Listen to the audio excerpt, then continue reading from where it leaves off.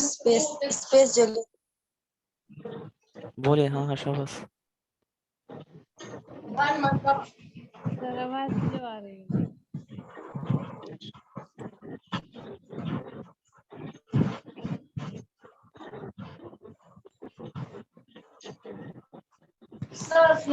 Net से search कर रहे हो कि क्या है?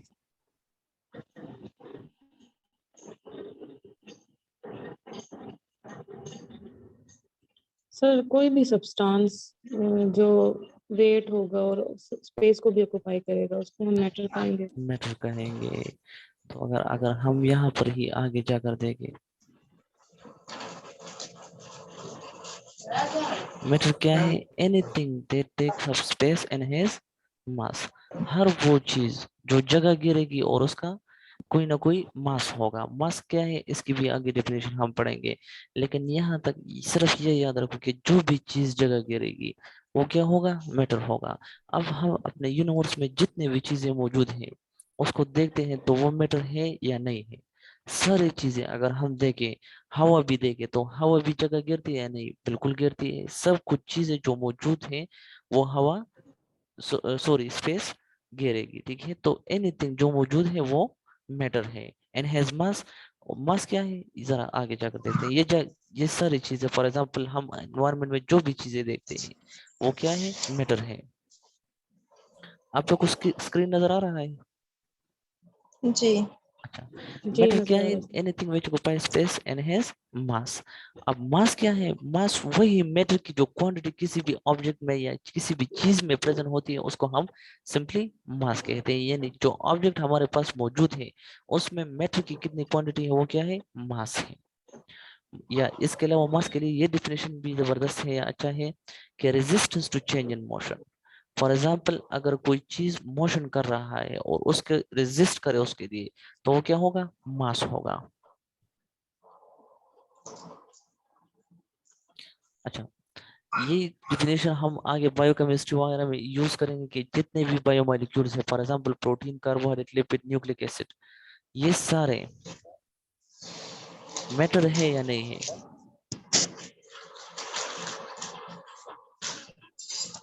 एक्सक्यूज मी सर, आवाज क्लियर नहीं है। मेरी आवाज क्लियर नहीं है? जी सर। सारों को क्लियर नहीं है? एक को मसला है।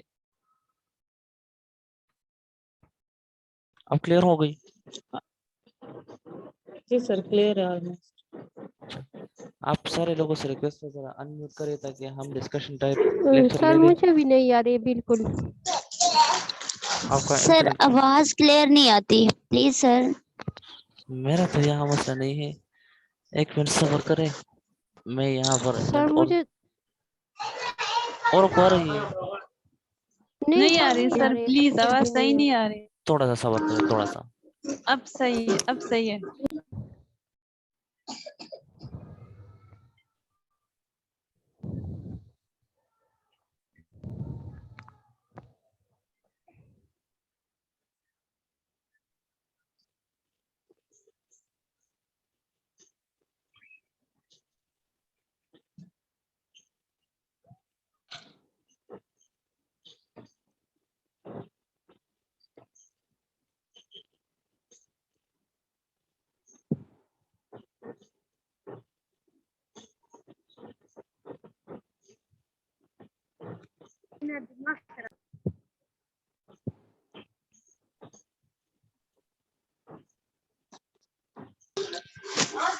हेलो।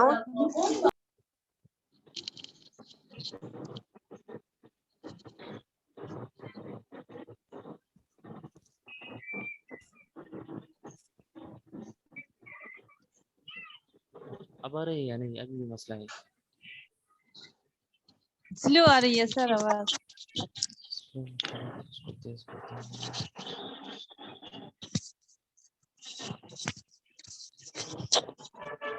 मसला होगा फिर नहीं होगा, लेकिन अभी कोशिश क्या करे कि ऑनलाइन हो या करे। अब सही है सर, इस तरह रहे बस, अब ये सही है आवाज। अब ठीक है सरों के लिए। जी जी ठीक है जी सर। सर अब भी आ रही।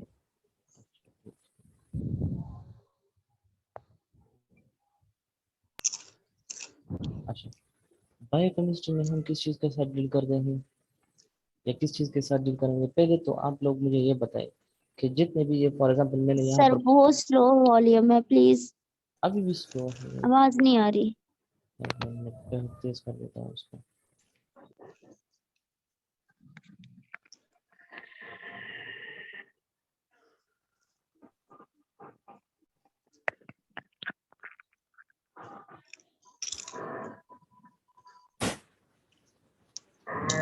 अब ठीक है, ठीक है या नहीं? जी सर अब सही है। अच्छा, ये था। अच्छा, आप लोग यहाँ पर अगर आप देखें कि जितने भी बायोमोलिक्यूल हम पढ़ेंगे बेसिकली, वो प्रोटीन हो, कार्बोहाइड्रेट हो, न्यूक्लिक एसिड जो भी हो, आप लोग मुझे ये बताएं कि मैटर है या नहीं है?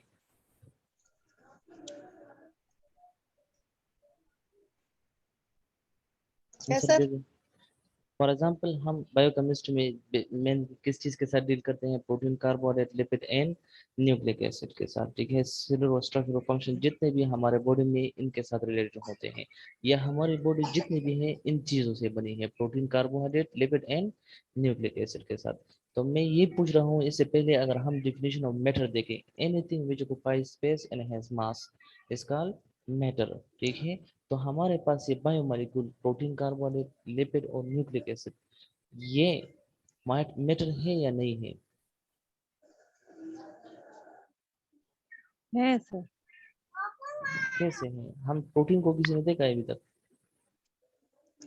कार्बोहाइड्रेट को, लिपिड को या न्यूक्लिक एसिड को? नहीं। क्यों नहीं देखा? सॉरी नहीं सर, ये नहीं है। नहीं ये देखा? कार्बन वाला नहीं है। आप लोगों ने आज अफ्तारी की है कि है नहीं की? हाँ,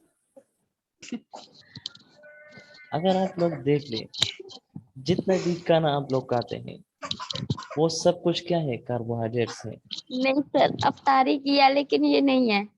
चलो मैं बताता हूँ ना, आप लोग जितना भी खुराक वगैरह खाते हैं, ठीक है, तो वो सारा क्या है? मेनली जो सबसे ज्यादा खुराक में प्रेजेंट होता है वो क्या है? कार्बोहाइड्रेट है। तो क्या कार्बोहाइड्रेट को आप लोग रोजाना नहीं देखते हैं? और स्पेशली रोजे में तो आप लोग इसको बहुत मिस करते हैं। तो carbohydrate, protein, lipid, nucleic you acid समझ। और इसके अलावा जितने भी और बायोमोलिक्यूल्स है, वो सारे क्या है? मैटर है। क्यों? क्योंकि ये इस जगह भी घेरती है और इसका मास भी है, ठीक है। कैसे है आगे हम जाकर पढ़ेंगे, क्योंकि आप लोग इसको रमजान में बहुत मिस करते हैं, इसी वजह से आप लोगों को ये नजर नहीं आते हैं, वरना ये होते हैं और ये जगह भी घेरते हैं। प्लांट्स जितने भी है उसमें बेसिकली क्या है? कार्बोहाइड्रेट्स, ठीक है। और आगे हम पढ़ेंगे इसको। अच्छा, आप लोगों के लिए या नर्सेस के लिए केमिस्ट्री क्यों इम्पोर्टेंट है, या स्पेशली बायोकेमिस्ट्री क्यों इम्पोर्टेंट है? कोई बता सकता है?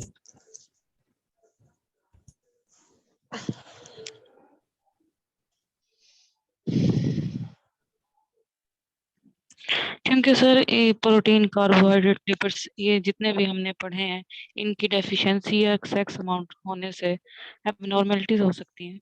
बिल्कुल हाँ। इसके अलावा और भी डिफरेंट रीजन है कि हम बायोकेमिस्ट्री पढ़ते हैं। फॉर एग्जांपल अगर मैं यहाँ पर ही देख लूँ, क्या है कि basic need of base and acid, sir for मुझे एग्जांपल। आवाज बिल्कुल नहीं आ रही। मैं फिर रिस्पॉन्स नहीं कर रही क्योंकि मुझे वॉल्यूम में आपका बहुत कम सुनाई दे रहा है।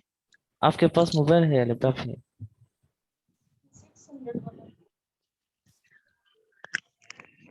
हेलो आपके पास मोबाइल है या लैपटॉप है? मुझे तो आपकी आवाज बिल्कुल सही आ रही है। सर, मोबाइल पे ले रही हूँ। वो वीवो मोबाइल है मेरा, बहुत अच्छा मोबाइल है, लेकिन कभी आवाज बिल्कुल बहुत अच्छी आती है और कभी बिल्कुल नहीं आती। आप अपनी जगह चेंज कर दें, हाँ, नेट के आपके पास शायद कमजोर है। आवाज ठीक है सर, आपकी आवाज बिल्कुल ठीक आ हाँ, रही है। ठीक है। अच्छा, हम अगर देखते हैं बेसिकली जित बायोकेमिस्ट्री में,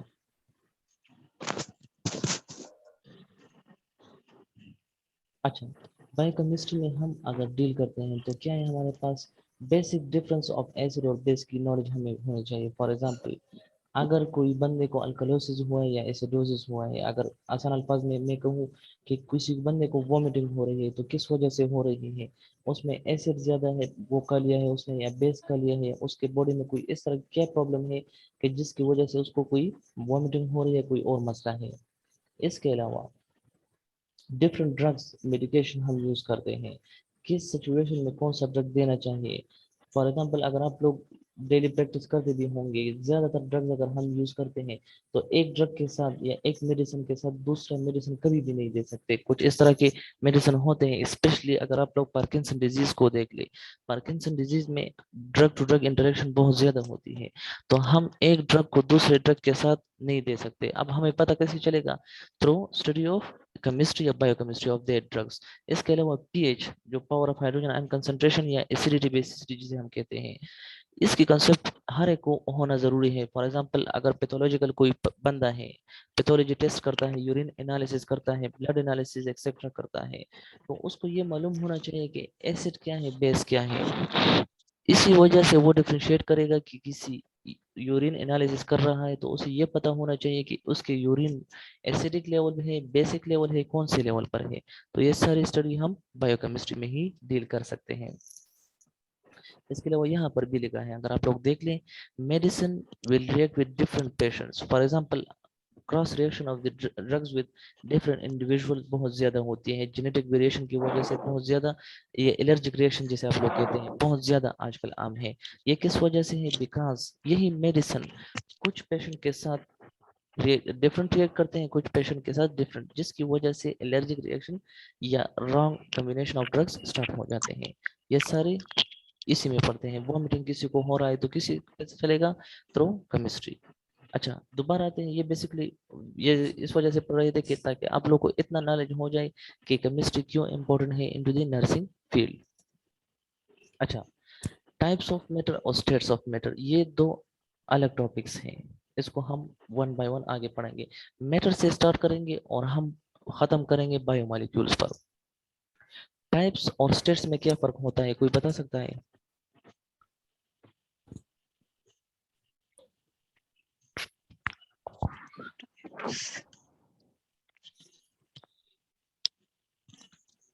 लगता है टाइप्स उसके मतलब टाइप्स ये होगा कि उसकी डिफरेंट पोजीशन या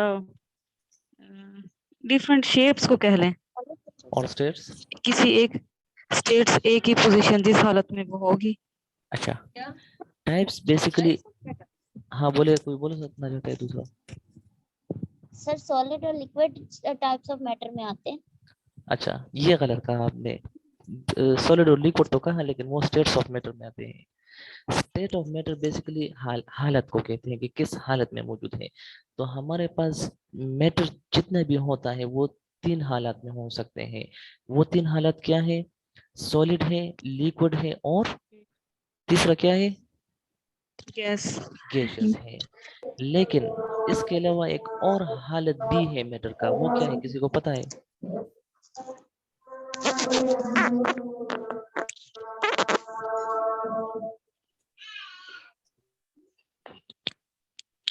चौथा हालत ऑफ मैटर क्या है?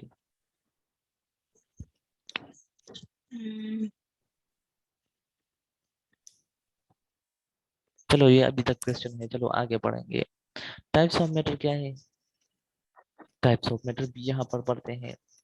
हमारे पास जितना भी मैटर मौजूद है, यानी जितना भी मादा मौजूद है, बेसिकली मैटर को उर्दू में मादा कहते हैं। मादा जितना भी मौजूद है वो दो अक़साम में पाई जाता है। जितने भी चीजें मौजूद होती हैं दो अक़साम में पाई जाती है, या तो बिल्कुल प्योर फॉर्म में होगा या मिक्सचर के फॉर्म में होगा। प्योर फॉर्म में है तो उसका एक खास कंपोजिशन है, यानी खास अज्जा से बने हुए होते हैं।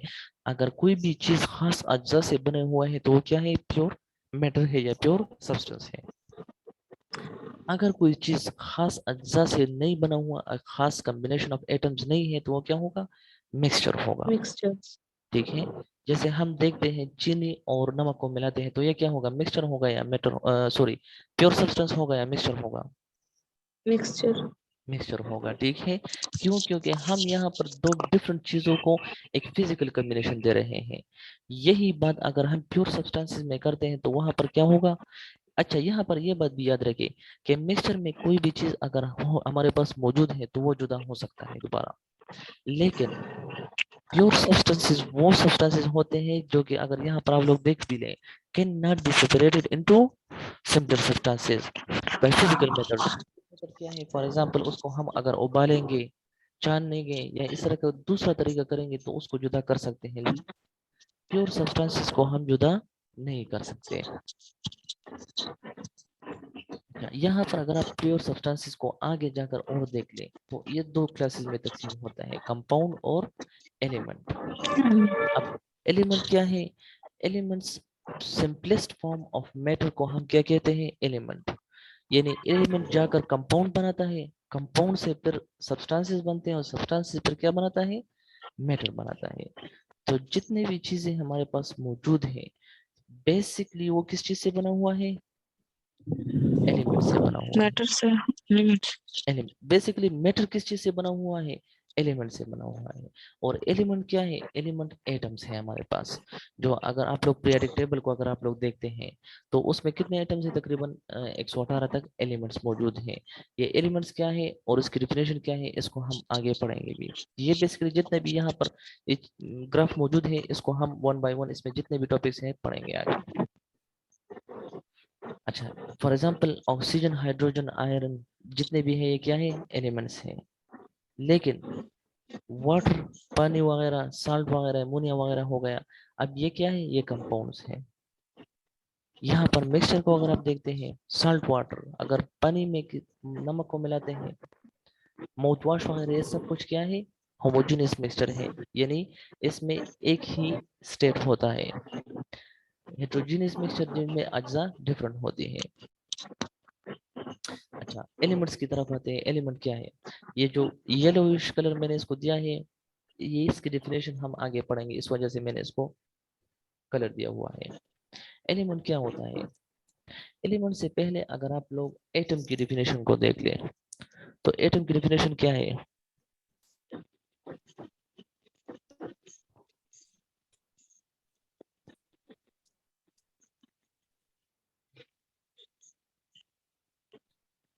What is mean by an atom? Atom क्या चीज है?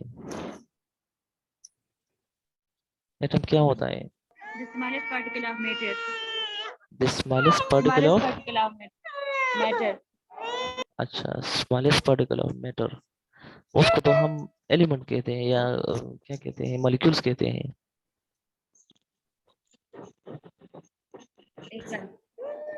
डेफिनेशन आपकी सही है, लेकिन इसको और भी आगे जाकर हम अगर देखते हैं तो एटम क्या है? स्मॉलेस्ट पार्टिकल ऑफ मैटर, बिल्कुल ठीक है, लेकिन इसके आगे जाकर डेफिनेशन और भी है। वो क्या है?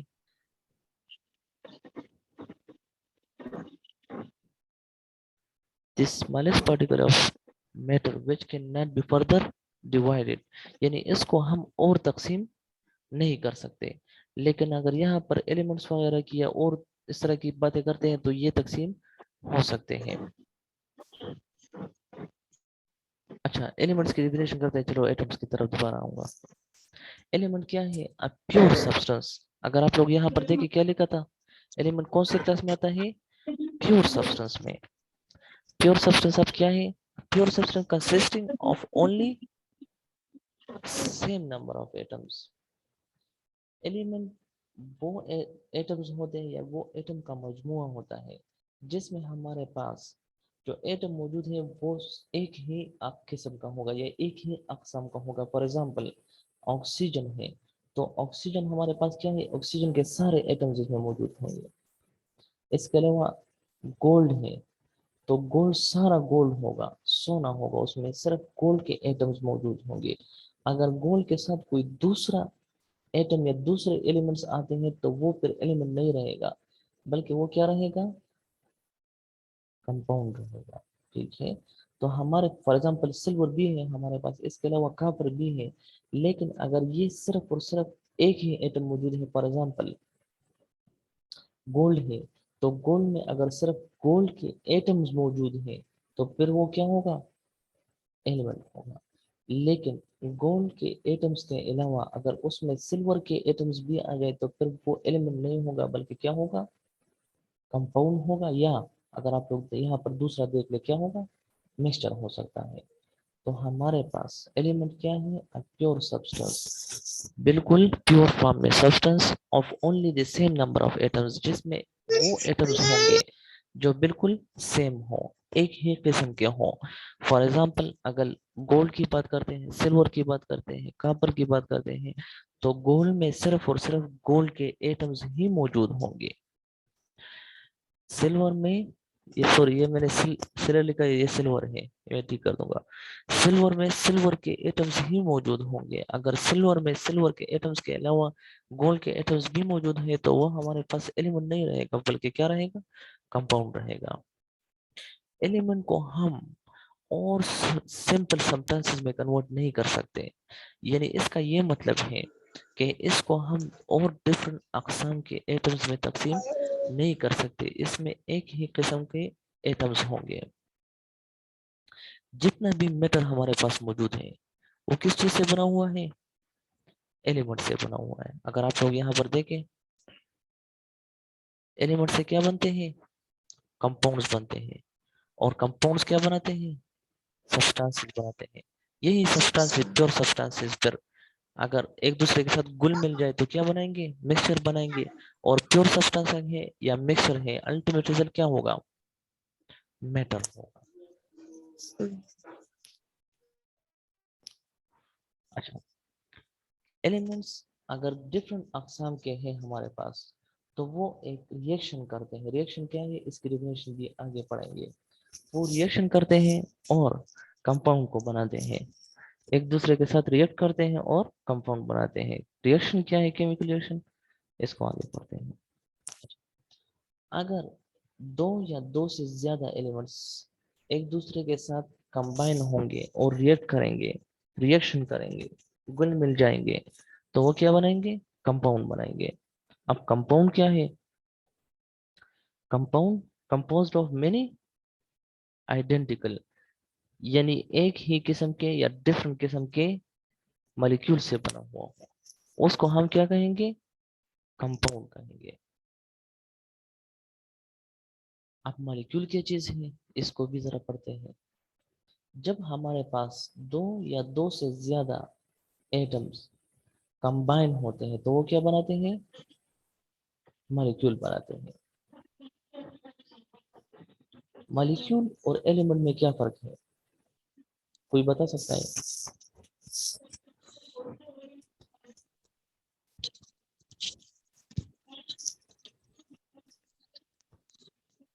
एलिमेंट तो प्योर सब्सटेंस है ना, या प्योर फॉर्म है।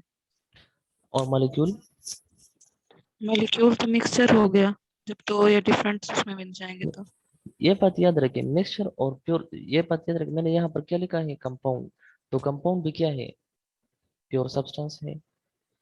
एलिमेंट्स क्या है, वो भी प्योर सब्सटेंस है। डिफरेंट कंपाउंड्स जब मिल जाते हैं वो मिक्सचर बनाएंगे। तो यहाँ पर अगर आप लोग देख ले, मैंने क्या लिखा है, एलिमेंट्स बेसिकली किस चीज को बनाते हैं, मॉलिक्यूल्स को बनाते हैं। फॉर एग्जांपल हमारे पास कॉपर या गोल्ड जो भी है एक एलिमेंट है, लेकिन ये सिर्फ और सिर्फ कॉपर में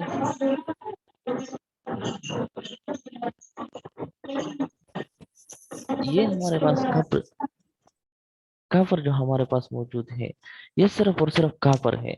लेकिन कॉपर के साथ अगर मैं यहाँ पर क्या लिखा है, 2, तो अगर सिर्फ कॉपर मौजूद है तो वो क्या होगा, एलिमेंट होगा। लेकिन इसी कॉपर के साथ अगर दूसरा एलिमेंट या दूसरा एटम मिल जाए, फॉर एग्जांपल इसके साथ चलो मैं ऑक्सीजन मिलाता हूँ, क्या लिखा है, 2 या इससे ज्यादा, यानी 2 भी हो सकते हैं, 2 से ज्यादा एलिमेंट भी हो सकते हैं। जब वो कंबाइन होंगे, कंबाइन का मतलब है एक दूसरे के साथ मिल जाएंगे, इकट्ठे हो जाएंगे, अटैच हो जाएंगे, वो क्या बनाएंगे, मॉलिक्यूल बनाते हैं। तो मॉलिक्यूल हमारे पास क्या होती है, एलिमेंट्स की कॉम्बिनेशन होती है, या एलिमेंट्स की अज्जा होते हैं। एलिमेंट्स एक दूसरे के साथ मिल जाते हैं और मॉलिक्यूल बनाते हैं। अब हमारे पास कॉपर अलग एलिमेंट है, ऑक्सीजन अलग एलिमेंट है, बहुत डिफरेंट एलिमेंट्स हैं एक दूसरे के साथ। ये हमारे पास कैसे एक दूसरे के साथ इकट्ठे रहते हैं, हालांकि ये बिल्कुल एक दूसरे के साथ और मुताबिकत रखते नहीं हैं। तो ये एक दूसरे के साथ इकट्ठे रहते हैं by chemical bond. Chemical bond क्या चीज होती है, इसको भी आगे पढ़ेंगे। यहाँ पर आप देख ले, यहाँ पर ये आगे आएगा। अगर हम यहाँ पर देखते हैं O2 क्या है, ये एलिमेंट है या मॉलिक्यूल है?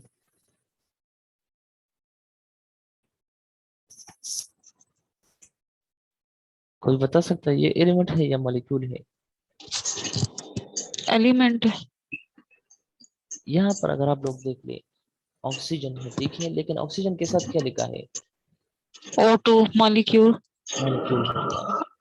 ये Cl लिखा है, लेकिन इसके साथ क्या लिखा है?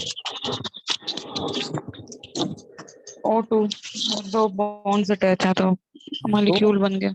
दो क्लोरीन अटैच है एक दूसरे के साथ। फॉर एग्जांपल इसको मैं अगर इस तरह लिख दूं, 1Cl और दूसरा Cl, तो ये हमारे पास क्या है?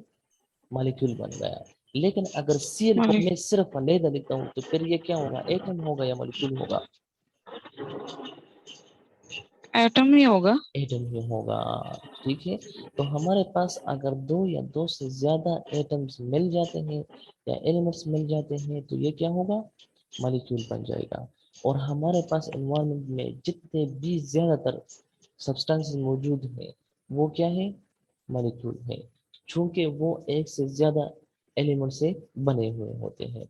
और ये एक दूसरे के साथ किस बेस पर या किस वजह से जुड़े हुए होते हैं? Through chemical bond.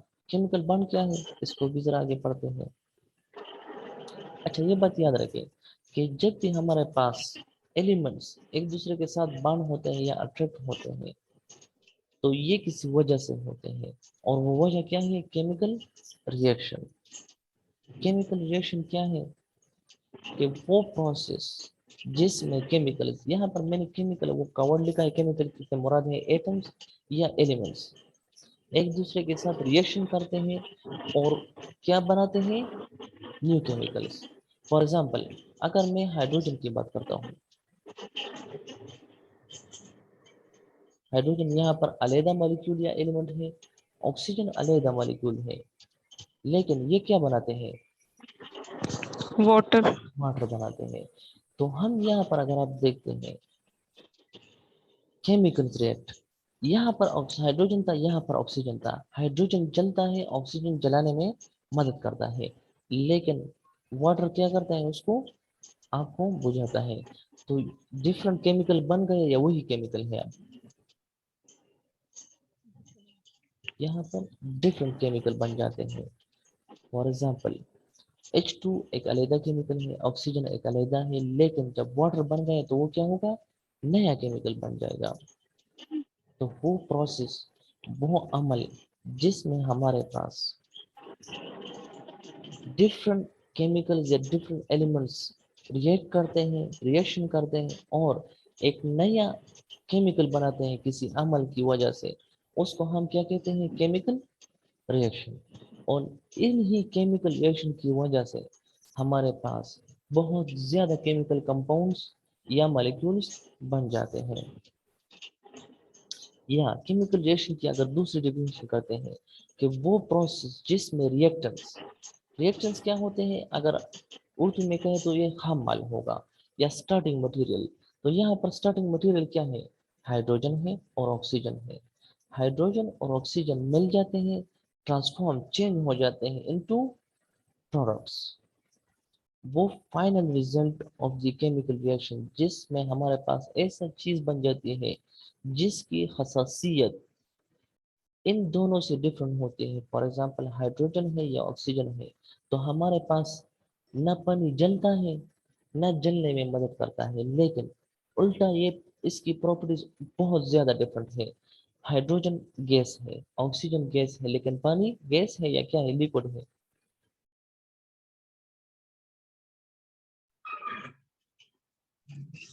लिक्विड है वाटर। लिक्विड है, ठीक है। तो बिल्कुल यहाँ पर एटम्स की प्रॉपर्टीज चेंज हो जाती है। तो जब दो एटम्स या दो से ज्यादा एटम एक दूसरे से घुल मिल जाते हैं और उसके अमल की वजह से एक ऐसी चीज बन जाती है जिसकी प्रॉपर्टी उनकी या प्रॉपर्टी या खसासियत या इसकी खासियत उसकी तरह नहीं रहती है तो वो क्या होगा, प्रोडक्ट होगा। और जो सारा अमल हुआ है उसको हम क्या कहेंगे, केमिकल केमिकल रिएक्शन। रिएक्शन, ठीक है। और ये केमिकल रिएक्शन की वजह से क्या बनता है, कंपाउंड बनता है। अब यहाँ पर जो H2O, यहाँ पर हाइड्रोजन जुदा था, ऑक्सीजन जुदा था, यहाँ पर दोनों घुल मिल गए हैं। ये दोनों एक दूसरे से किस तरह घुल मिल गए हैं, through chemical bond. Chemical bond क्या है, केमिकल बॉन्ड बेसिकली इंटरेक्शंस है। इंटरेक्शंस क्या है, एसोसिएशन है, बॉन्डिंग है, या दूसरे अल्फाज में इसको उर्दू में क्या कहेंगे, इंटरेक्शन, ताल्लुक होना, क्या होना, इंटर रिलेट होना या कॉम्बिनेशन। कॉम्बिनेशन होना, ठीक है। फॉर एग्जांपल एक दूसरे के साथ जुड़ जाना, जैसे हम अगर कहें जुड़ जाने का वर्ड बहुत अच्छा होगा। तो यहाँ पर जब दो एटम्स या दो से ज्यादा, यहाँ पर यह बात याद रखें, अगर सिर्फ और सिर्फ एक एटम है, एक एटम दिखेंगे तो वो कभी भी हमारे पास कंपाउंड या मॉलिक्यूल नहीं बनाएगा, या वो रिएक्शन तभी करेगा जब उसके साथ दूसरा एटम या एलिमेंट हो। अगर अकेला मौजूद है तो ना उसमें अंदर बॉन्डिंग होगी ना केमिकल रिएक्शन होगा। केमिकल रिएक्शन, फॉर एग्जांपल मैं यहाँ पर सिंपल हाइड्रोजन लिखता हूँ, तो हाइड्रोजन हमारे पास क्या करेगा, बस सिर्फ हाइड्रोजन ही रहेगा। इसमें क्या होगा, केमिकल रिएक्शन होगा, बिल्कुल नहीं होगा। ना हाँ, इसमें केमिकल बॉन्डिंग मौजूद रहेगी लेकिन केमिकल रिएक्शन नहीं होगा। तो इसी वजह से यहाँ पर क्या लिखा है कि इसमें हमारे पास रिएक्टेंट्स रिएक्ट करते हैं और न्यू केमिकल बनाते हैं। नया केमिकल जो बनेगा उसकी प्रॉपर्टी बहुत डिफरेंट होगी जो हमारे पास पहले से मौजूद है। अगर हम देखते हैं तो हाइड्रोजन जलता है, ऑक्सीजन जलाता है, लेकिन ऑक्सीजन न जलता है न जलाता है बल्कि किसी भी चीज को बुझाता है। तो इसकी प्रॉपर्टीज बहुत ज्यादा डिफरेंट हो जाती है। अब यहाँ पर जो वाटर बन गया जिसमें हाइड्रोजन भी है और ऑक्सीजन भी है, ये एक दूसरे के साथ किस तरह जुड़े हुए हैं, through chemical bond. Chemical bond क्या है, इंटरेक्शंस है, एसोसिएशन है, या घुल मिलना है बिटवीन द मॉलिक्यूल्स, आयंस या अदर स्पीशीज। अदर स्पीशीज से मुराद हमारे पास यहाँ पर रेडिकल्स है या मॉलिक्यूल्स हैं, या इसके अलावा अदर स्पीशीज से एटम्स भी मुराद है। तो हमारे पास मॉलिक्यूल, फॉर एग्जांपल यहाँ पर सिंपल अगर H2O की बात करूँ तो हाइड्रोजन और ऑक्सीजन में एक बॉन्ड बन रहा है, एक इंटरेक्शन हो रही है, एसोसिएशन हो रही है, जिसकी वजह से ही ये एक दूसरे से मिले हुए हैं। अदरवाइज एक दूसरे से कभी भी मिले हुए ना होते। ये एक दूसरे से मिले हुए हैं थ्रू केमिकल बॉन्डिंग। यहाँ पर अगर आप लोग देख लें, these are interactions between atoms. यहाँ पर एटम्स क्या है, H2 और ऑक्सीजन, ये दोनों अलग-अलग एटम्स हैं, ये एक दूसरे के साथ बॉन्ड बना लेते हैं, इंटरेक्शन बना लेते हैं, तो ये क्या होगा, केमिकल बॉन्ड होगा। बॉन्ड। अच्छा, यहाँ पर लिखा है तो ये अच्छा जबरदस्त है,